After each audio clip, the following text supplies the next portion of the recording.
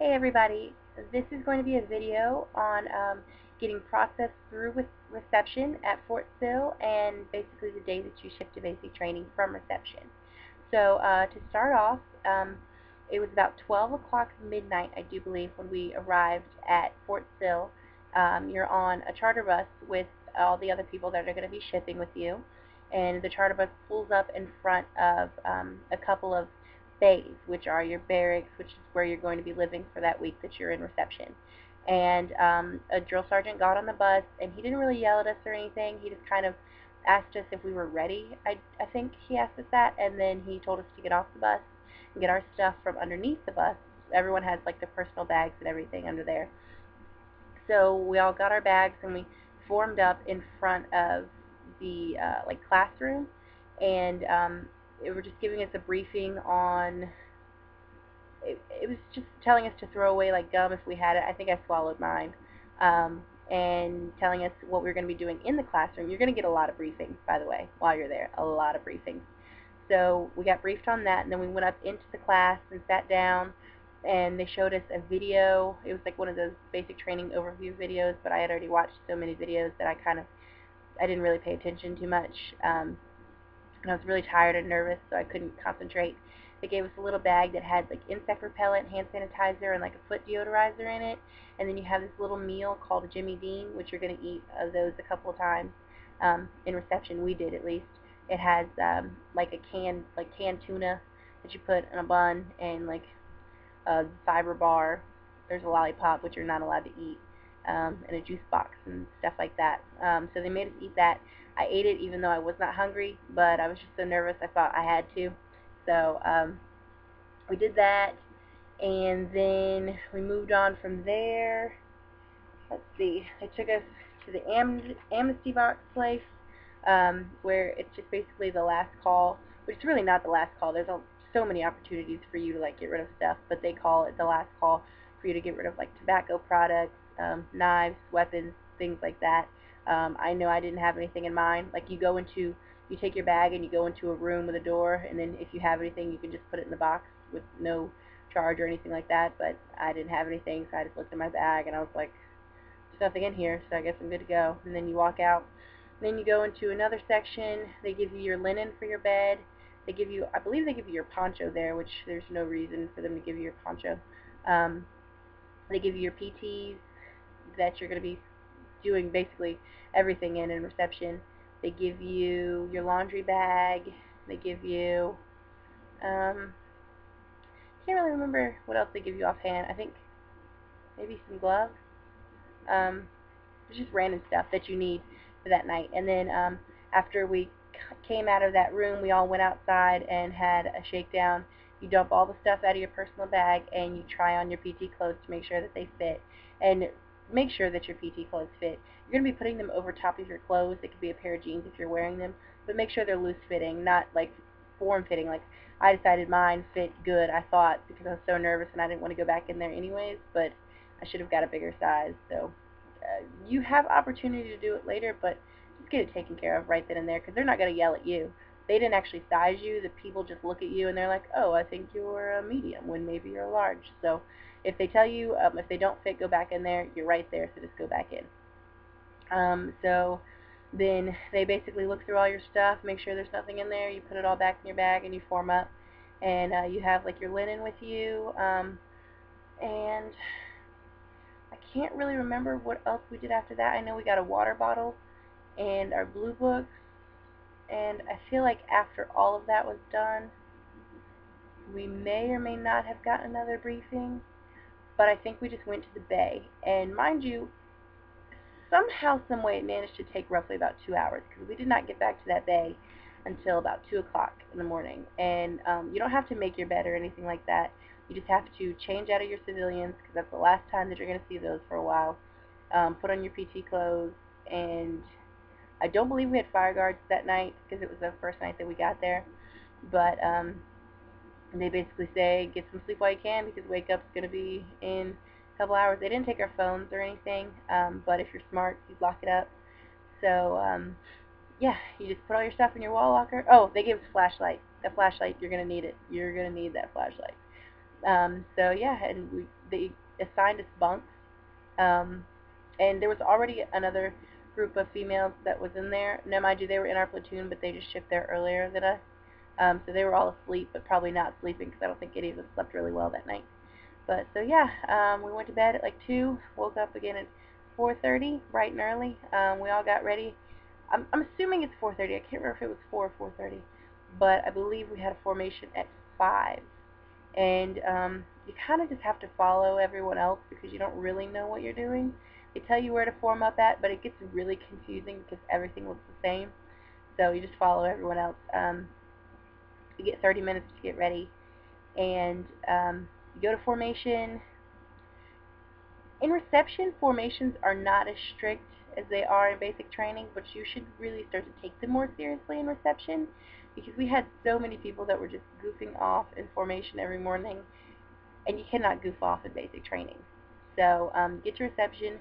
We end up marching to chow, and they kind of just jump right into it. If you don't know how to march, if you don't know how to do facing movements, they'll call you out on it. Oh, one thing I did not mention that happened the very first night was there were females that came that either still had makeup on their face or did not wash it all off, or maybe females that just looked dirty. But there was one drill sergeant that called them out, made them go back to the bay like 3 times to wash it off their face, and they were very, very strict about it, very strict. And she would always be like, "You nasty, you still nasty." Well, it was ridiculous. Luckily, I did not wear makeup the day before I shipped, so I was good to go. But then when we were in the class, she also did call out some people that needed to get their hair dyed. I was one of them. One drill sergeant said I needed to get it colored, with the other one said I would be okay, but I just went ahead and got it colored anyways, um, just so I didn't have to worry about it. But so then that next morning, yeah, we marched to chow. I believe that's it, yes. Marching to chow. One thing that you will learn about chow, in reception, you have like no time to eat at all. You have a formation outside, and they let like 10 people in the door at a time. Then you stand in a line, and you have to hold your tray like this in front of you, like this. And your silverware, however you can hold it, I guess in your hand like this. That's what I do. So you're standing in a line. Don't look around. Don't talk to anyone. Just stand there and move forward. Step, step, heel to toe, whatever. And then you put your tray down on the thing. You slide it. You sidestep. You don't turn or anything like that. It's a sidestep. And you just tell them what you want. You can get basically as much food as you want for the most part, except for like you can't get 2 egg products.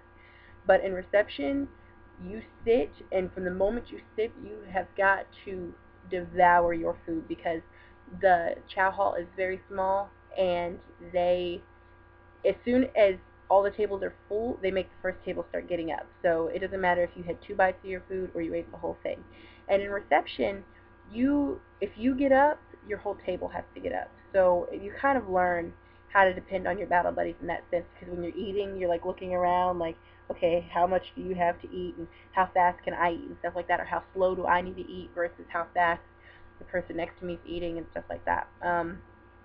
Yeah, don't look up though, because if they see you looking up or talking anything like that, you gotta leave. But after chow, you put your tray up, and then you go outside and form up. Like I said, we got used to it after a while, so we started to like really not be strict about it. But you're supposed to stand out there still and not move. And the drill sergeants at reception do yell at you. To be completely honest with you, I think the reception drill sergeants are meaner than my actual drill sergeants. They will embarrass you. They are relentless. They don't care. Some of them really don't care and they won't yell at you, but then other ones, I don't know if they just don't have anything better to do or if they're just preparing you for what basic training is supposedly supposed to be like. I don't know, but they're funny, but you can't laugh. It's complicated, but you'll learn. You'll learn quick, fast how to approach a drill sergeant, what to do and what not to do. So okay, that's chow. You'll learn how to march, and you'll start calling cadence like automatically.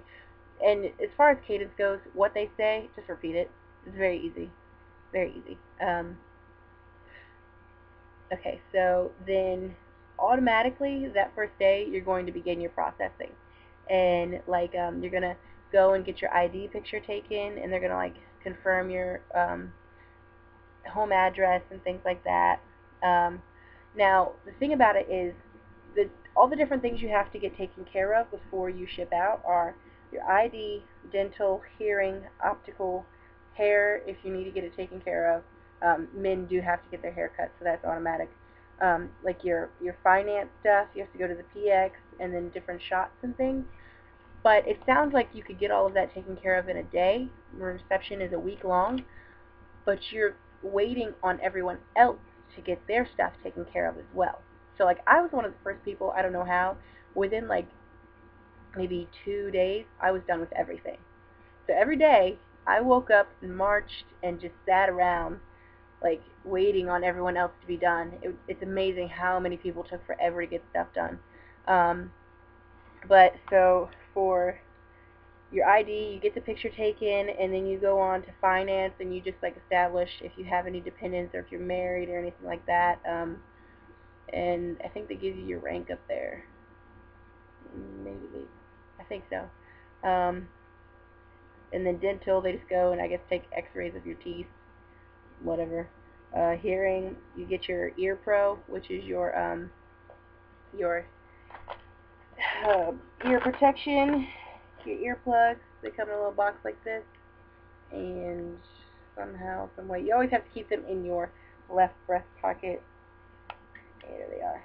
Yeah, they'll like fit them to your ears basically. I have these green ones here, and you're supposed to have them on you at all times. I think people forgot that. A lot of people didn't have them on theirs when we actually needed them, so just make sure you have them in your pocket. It's not a big deal. And then you're going to go to optical, and that's when they're going to give you your little eye test. If you have to get glasses, you will get BCGs. To be completely honest with you, though, you won't wear your BCGs, but for reception and like maybe the first day of basic training, it's kind of ridiculous, actually, and you get like 2 pairs of BCGs. Your hair taken care of. I got this taken care of on like second to last day, I think, because we were really behind. We had Thanksgiving, and that really put a wrench in our whole plan. And then ours was like shortened by like a day or so that really messed up the drill sergeants. And then you go to the PX and you purchase everything that you need. They're going to just give you a list and tell you to go in there. I thought it was going to be more organized than it was. It's not. You just have this list, and you have your Eagle card that has the money on it. I wish I had my Eagle card sitting here. But they give you $350 and tell you to buy other stuff. And you better buy it. Especially if you didn't bring it and you need it, you better get it, because you will screw yourself up. And if you get BCGs, there's a list of things you need to get and a suggested list. If you have your glasses, the BCGs, you're going to think you need a glasses strap, but you're not even going to wear the BCGs in basic training, so technically you don't really need that. Some of the stuff, like they give you name brand razors, name brand like soap and stuff like that, so it's not that bad. And then they're going to draw your blood to like test it for, I guess, diseases or something, I don't know, and they're going to inject like this shot in your skin that tests for tuberculosis, which you have to come back 48 hours after the fact to get tested and see. And then and this is daily. Like, you're not going to get all this done in one day. So each day you're going to wake up at like 4:30, I guess, 4:30. You're going to get yourself ready. You're going to go out to formation. You're going to march to chow, go through processing, march to lunch, go through processing, march to dinner. And then, like, for Thanksgiving, we got to go back to the bay, and well, I slept. I slept every day we got a chance to, which was kind of often. We would maybe have like 45 minutes to go back to the bay. I'm sleeping. That's why they call me Sleepy Cooper. And so then on actually the last day, maybe it was the second to last day, we got our ACUs. You go through this like processing building or whatever. Make sure your boots fit right. They will ask you, and they're going to try and rush you through. And once you get to basic training, like I have a drill sergeant that's really like compassionate about how our boots fit our feet. So he was like, you know, they were just trying to get you guys through because they didn't want to work for the holiday and stuff like that. But just make sure your boots fit right. Mine originally were too small. I'd only tried it on the I think it's the right foot. I guess my left foot is bigger than my right foot. Try it on both feet. I don't care what they say. I don't care how fast they're trying to rush you. Try it on both feet. And okay, so you get your ACUs. You look pretty legit. They give you these there too, and your rank if you have one. You get your boots. You're finally able to like wear them and everything. You're gonna get your Gore-Tex. I don't remember when we got our Gore-Tex, to be honest with you. All of it's kind of running together. Yeah, and like I said, you're gonna get your shot. We actually got our shot on the day that we shipped out because everything was a cluster, you know what, around. So a couple hours before we got our shot. Let me tell you what it's like to get a penicillin shot in your butt and then have to, it hurts to even walk, to sit, to do anything. And then you're running around, grabbing stuff, throwing stuff, doing push-ups. Sucked. That sucked. And that penicillin shot is not fun. It's not the worst thing in the world. When they stab you with the needle, you're like, ow. And then when they start injecting the penicillin, you're like, ow, what is that? Ow, this fire you're putting in my body. But, it's not the end of the world. It's the shots in the arm and stuff like that, they don't hurt. But, okay, so that's for that. Oh, and daily, they can't smoke you in reception. The most they can make you do at a time is 10 push-ups. I did all of 10 push-ups in reception. Like, that's all I did. They will yell at you and say some hurtful things to you, though. Yes, they will. But it's not the end of the world. As far as living in reception goes, you will have fire guard. I have fire guard, I do believe, every other night for an hour. The bay leader, whoever they assign to be the bay leader, is going to decide how to divvy up fire guard shifts, and however she decides to do it, you have to go along with it. If you get fire guard 2 times, you know, if you get it every night, there's really not much you can say about it because she kind of makes the decisions as far as that goes. The showering situation, we had a lot of stalls, not a lot of toilet paper, but it was one of those big open rooms with just a bunch of shower heads in it, and I thought I was going to have a problem with that at first, but it's really not bad. You get used to it really fast because we all have the same stuff. We're all wearing the same big old granny panties, and you kind of enjoy having someone to talk to in the shower after a while. I mean, it just becomes like a hangout like type thing. And I actually made some of my best friends in basic training now are the people that I was with in reception. I love those females so much. Some of the other females that I actually ended up in my platoon come basic training time, I don't like them that much, but the people that I met in reception, those are my girls. Like, love them. I wouldn't be able to go to basic training right now without them type situation, because we had so much free time and so much time to get along and stuff like that.